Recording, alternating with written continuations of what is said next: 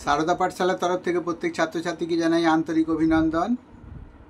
আমার এই ভিডিওয় যারা পশ্চিমবঙ্গ থেকে এবারে উচ্চ মাধ্যমিক দেবে তাদের পলিটিক্যাল সায়েন্স বা রাষ্ট্রবিজ্ঞান সাবজেক্টটির বেশ কিছু প্রশ্ন উত্তর আমি আলোচনা করব। অর্থাৎ 3 নম্বর সেমিস্টারে যারা এমসিকিউতে পরীক্ষা দেবে এবারে তাদের জন্য এই প্রশ্নের সম্ভার আমি ব্যবস্থাপনা করেছি।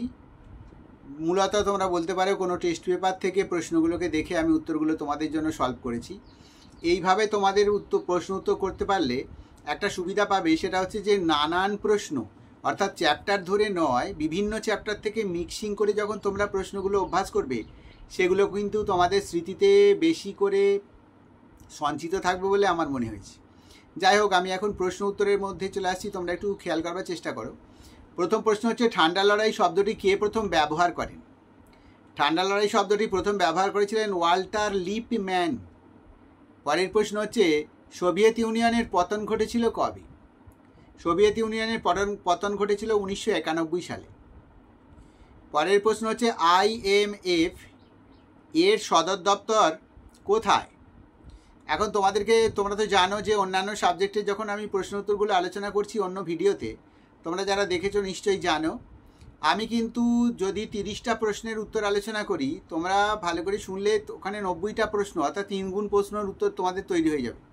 কারণ একটা প্রশ্নের সঙ্গে আনুষঙ্গিক যে বিষয়গুলোই থাকে আমি চেষ্টা করি সেগুলোও তোমাদেরকে জানিয়ে দেওয়ার। তাহলে কি হয়, এই আলোচনা থেকে তোমাদের সেগুলো মনে থাকবে এবং পরীক্ষায় সুবিধা পাবে। তো যাই হোক, যেটা বলছিলাম, IMF এর সদর দপ্তর কোথায়? তোমরা উত্তরটাকে লিখবে ওয়াশিংটন ডিসি। কিন্তু তোমরা এখানে একটু জেনে নাও IMFটা কী জিনিস। না, এর ফুল ফর্ম হচ্ছে international monetary fund. International monetary fund. তো আমরা জানি যে সারা পৃথিবীর যে অর্থনৈতিক প্রক্রিয়াকরণ যেখান থেকে নিয়ন্ত্রিত হয় সেই দপ্তরটাকেই IMF বলা হয়। পরের প্রশ্ন হচ্ছে, জলাভূমি সংক্রান্ত পরিবেশগত নিরাপত্তা কবে হয়? তোমাদেরটা উত্তর হবে রামসার সম্মেলন। আমাদের বিভিন্ন সম্মেলনের মধ্যে দিয়ে এক একটা কার্য উদ্ধার করার চেষ্টা করা হয় সরকারি বেসরকারি সম্মেলনের মধ্যে দিয়ে। সেরকম এই সম্মেলনটার নাম ছিল রামসার সম্মেলন এবং এই সম্মেলনটা হয়েছিল 1971 খ্রিস্টাব্দে। এর পরের প্রশ্ন বলি, ভারতের জাতীয় নিরাপত্তা দিবস কবে? ভারতের জাতীয় নিরাপত্তা দিবস হচ্ছে 4 মার্চ। ভারত চীন স্বাক্ষরিত সর্বশেষ চুক্তিটি কী ছিল? তোমরা ওখানে বলবে যে ভারত চীন সীমান্ত টহল চুক্তি। পরের প্রশ্ন, ভাষাভিত্তিক রাজ্য পুনর্গঠনের সঙ্গে যুক্ত কোন কমিশন? ভারতবর্ষের রাজ্য পুনর্গঠন প্রক্রিয়াকরণের মধ্যে ভাষাকে কেন্দ্র করে রাজ্যের গঠনে একটা সময়সীমা দেখা দিয়েছিল। অর্থাৎ কোন এলাকার মানুষেরা কোন ভাষায় কথা বলে সেই অনুযায়ী সেই এলাকাগুলোকে একটা রাজ্যের অন্তর্ভুক্ত করবার এটা একটা প্রক্রিয়াকরণ। তো সেই প্রক্রিয়াকরণ যে হয়েছিল সেই প্রক্রিয়াকরণের সঙ্গে যুক্ত আছে ফজল আলী কমিশন। পরের প্রশ্ন, রাষ্ট্রসংঘের দূত বলা হয় কাকে? রাষ্ট্রসংঘের দূত বলা হয় নিরাপত্তা পরিষদের স্থায়ী সদস্যদের। পরের প্রশ্ন, বিবৃতি বলবো, তোমাদের একটা বিবৃতি বলবো এবং তার একটি কারণ বলবো। অর্থাৎ এই প্রশ্ন বিবৃতি এবং কারণমূলক। তোমরা জানো বিবৃতিকে সংক্ষেপে এ বলা হয় আর কারণকে সংক্ষেপে আর বলা হয়। তো বিবৃতিকে এখানে বলা হচ্ছে তৃতীয় বিশ্বের দেশগুলি জোট নিরপেক্ষ আন্দোলনের নেতৃত্ব দেয়, বিবৃতি। আর কারণে বলা হচ্ছে তৃতীয় বিশ্বের দেশগুলি কোনো জোট অন্তর্ভুক্ত না হয়ে নিজেদের স্বতন্ত্রতা বজায় রাখার চেষ্টা করেছিল। এইবারে তোমাদের ভাবতে হবে এই দুটো অংশের মধ্যে, প্রশ্নের এই দুটো অংশের মধ্যে কোনটা সঠিক, কোনোটাই সঠিক নয় কি না ইত্যাদি। এখন তোমরা সব কিছু জিনিসকে লজিক্যালি বিচার করবার চেষ্টা করো, দার্শনিক বিষয় দিয়ে আলোচনা করবার চেষ্টা করো, বোঝবার চেষ্টা করো। আর তোমরা যদি না পাঠ্যকে ভালো করে পড়ে রাখো বা সাধারণ ধারণাগুলো অর্জন করে রাখো তাহলে এগুলো করা সম্ভব নয় এই ধরনের প্রশ্ন। কারণ এখানে অনেক যুক্তির ব্যাপার আছে। এই যুক্তিটা তখনই তুমি দিতে পারবে যখন তোমার সেই সম্পর্কে একটু ধারণা থাকবে। এখন বলি যে তৃতীয় বিশ্বের দেশগুলি জোট নিরপেক্ষ আন্দোলনের নেতৃত্ব দেয়। অর্থাৎ যখন সমগ্র পৃথিবীর অধিকাংশ রাষ্ট্র দুটো জোটে অন্তর্ভুক্ত হয়েছিল তখন সেই দুটো জোটের অন্তর্ভুক্ত হয়নি এমন কয়েকটি রাষ্ট্র ছিল যার মধ্যে ভারতবর্ষ একটা অন্যতম রাষ্ট্র।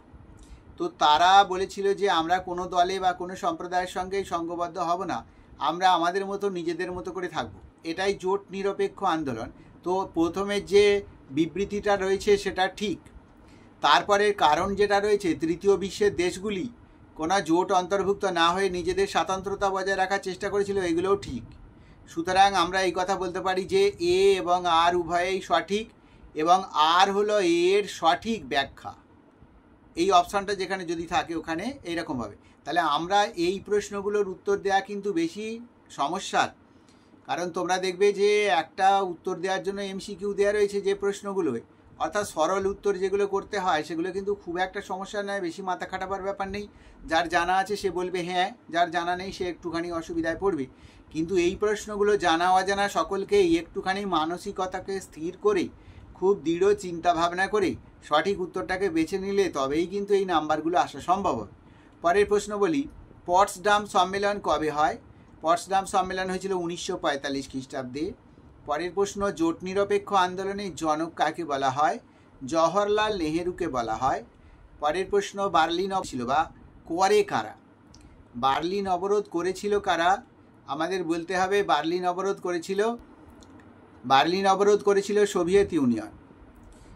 গ্লাসনস্ট ও পেরেস্ত্রৈকা নীতির প্রবক্তাকে মিখাইল গর্বাচভ। পরের প্রশ্ন, দ্বিমেরুতার উদ্ভব হয়েছিল কবে? দ্বিতীয় বিশ্বযুদ্ধের পরে। ওই যেটাই মাত্র বলছিলাম যে দুটো মেরুতে ভাগ হয়ে গেছিল সারা পৃথিবীর দেশ, এবং ভাগ হয়ে যাওয়ার পর তারা সেই ভাগের অংশ হিসেবে যে লড়াই বা যে অন্তর্দ্বন্দ্ব চালাচ্ছিল, কতকগুলো দেশ আছে যারা কিন্তু এই অন্তর্দ্বন্দ্বের মধ্যে অংশগ্রহণ করেনি বা নেয়নি, তারা কিন্তু স্বতন্ত্রভাবে নিজেদেরকে বা টিকিয়ে রাখা বা চালিয়ে যাওয়ার চেষ্টা করছিল। তাদেরকেই কিন্তু দেখা যাচ্ছে জোট নিরপেক্ষ বলে চিহ্নিত করা হয়েছে। পরের প্রশ্ন, নিরাপত্তা পরিষদে ভেটো প্রদান করতে পারে কারা? উত্তরে বলতে হবে স্থায়ী সদস্যরা। নিরাপত্তা পরিষদে দুই ধরনের সদস্য আছে, এক স্থায়ী সদস্য আর এক অস্থায়ী সদস্য। স্থায়ী সদস্যরা ভেটো প্রদান করতে পারে। পরের প্রশ্ন, জাতিপুঞ্জের প্রধান মহাসচিব কে? জাতিপুঞ্জের প্রধান মহাসচিব ট্রিগভিলি, অর্থাৎ ট্রয়রফলা হস্যই গ ভয়সই ট্রিগভি হাইফেন দিয়ে লয়সই লি আলাদা করে লিখতে হয়। পরের প্রশ্ন হচ্ছে এনটিপি স্বাক্ষরিত হয় কবে? উত্তর হবে 1968 খ্রিস্টাব্দে। স্টার্ট START স্টার্ট এর পুরো নাম কি? না স্ট্র্যাটেজিক আর্মস রিডাকশন ট্রিয়েট্রি।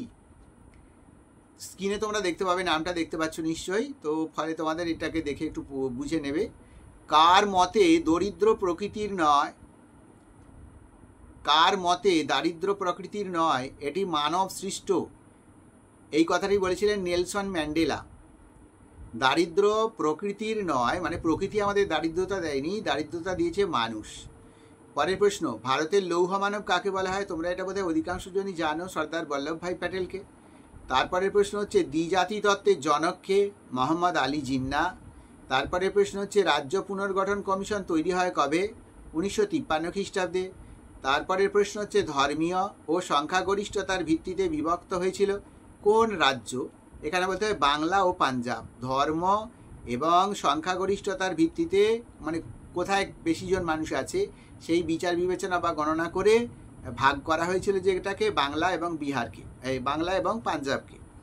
পরের প্রশ্ন হচ্ছে সর্বপ্রথম দল ব্যবস্থার কথা উদ্ভব হয় কোন দেশে? দল, আজকে যে রাজনৈতিক দল বা ইত্যাদি দল রয়েছে এক একটা রাষ্ট্রে, সেই দল কথাটার উদ্ভব হয় কোথায়? উত্তরে বলতে হবে সুইডেনে প্রথম দল ব্যবস্থার উদ্ভব হয়েছে। পরের প্রশ্ন, রাজনৈতিক দলগুলিকে নির্বাচনী প্রতীক প্রদান করবে কে? নির্বাচন কমিশন। অর্থাৎ তোমরা জানো রাজনৈতিক যে দলগুলো আছে ওদের নির্বাচনী প্রতীক আছে, যে যেমন প্রতীক চিহ্ন নেয় তোমরা জানো, যেখানে মানুষকে ভোট দিতে বলা হয়, নির্দেশ করা হয়, সেখানে হয় যে তোমরা এই চিহ্ন দেখে ভোট দেবে, ওই চিহ্নের কথা বলা হচ্ছে। ওই চিহ্নগুলোকে নির্দিষ্ট করে দেয় কে? অর্থাৎ এখন যদি আজকে একটা নতুন রাজনৈতিক দল জন্মগ্রহণ করে, তা সেই দলের তো একটা চিহ্ন করতে হবে, সেই চিহ্নটাকে তৈরি করলো দলের লোকেরা, কিন্তু সেটাকে পারমিট করবে, সেটাকে সর্বজন গ্রাহ্য করবে বা আইনত গ্রহণ করবে কে? না নির্বাচন কমিশন। পরের প্রশ্ন, ভারতে CTBTতে স্বাক্ষর করে কবে? ভারত কবে স্বাক্ষর করেছিল? উত্তরে হবে এখনও স্বাক্ষর করা হয়নি। পরের প্রশ্ন, ভারত হলো মার্কিন কৌশলের লিনচ পিন বলেছেন কে? ভারত হলো মার্কিন কৌশলের লিনচ পিন, এই কথাটা কে বলেছে? বলেছে বারাক ওবামা। সিমলা চুক্তি সম্পাদিত হয়েছিল কবে? ভারত ও সিমলা চুক্তি সম্পাদিত হয়েছিল কাদের মধ্যে? উত্তরটা হবে ভারত ও পাকিস্তানের মধ্যে। পরের প্রশ্ন, 123 চুক্তি স্বাক্ষরিত হয়েছিল কাদের মধ্যে? ভারত এবং আমেরিকার মধ্যে। ভারত সর্বপ্রথম পারমাণবিক বিস্ফোরণ ঘটায় কবে? 1974 খ্রিস্টাব্দে। শ্রীলঙ্কায় ভারত শক্তি বাহিনী পাঠায় কবে? 1987 খ্রিস্টাব্দে। শ্রীলঙ্কা একসময় রাজনৈতিকভাবে খুব বিপর্যস্ত অবস্থায় ছিল, তখন ভারত কিছু সেনা পাঠিয়ে এখান থেকে ওই দেশটাকে নিয়ন্ত্রণ করার চেষ্টা করেছিল। সেটার কথাই এখানে বলা হয়েছে, শ্রীলঙ্কায় ভারত শক্তি বাহিনী পাঠিয়েছিল কবে? বলতে হবে 1987 খ্রিস্টাব্দে। এই পলিটিক্যাল সায়েন্স বা আমাদের রাষ্ট্রবিজ্ঞানের এই প্রশ্নগুলো আমি টেস্ট পেপার থেকে সংগ্রহ করে তোমাদের উত্তর করে দেওয়ার চেষ্টা করেছি, কারণ যে প্রশ্নগুলো আমার মনে হয় অত্যন্ত প্রয়োজনীয়, খুব দরকার, ছাত্রছাত্রীদের অবশ্যই করা উচিত, সেইগুলোরই আমি শুধুমাত্র ছেঁকে বাছাই করে তোমাদের উত্তর করে দিই। এছাড়া তার আনুষঙ্গিক বেশ কিছু বিষয়বস্তুও আমি আলোচনা করে দিই। তো তোমাদের অন্যান্য সাবজেক্টের বা এই সাবজেক্টেরও কারো কিছু প্রয়োজন থাকলে তোমরা আমাকে কমেন্টসের মধ্যে জানাও, এবং ভিডিওয়ে তোমাদের উপকার আসছে কিনা বা কতটা উপকার হচ্ছে বা তোমরা পরীক্ষার সময় এ থেকে কতটা হেল্প পেতে পারো বলে মনে হচ্ছে তা তোমরা কমেন্টসে জানিও, তাহলে আমি ভিডিও করবার জন্য আরও বেশি উৎসাহ পাবো। এই বলে এই ভিডিও শেষ করলাম।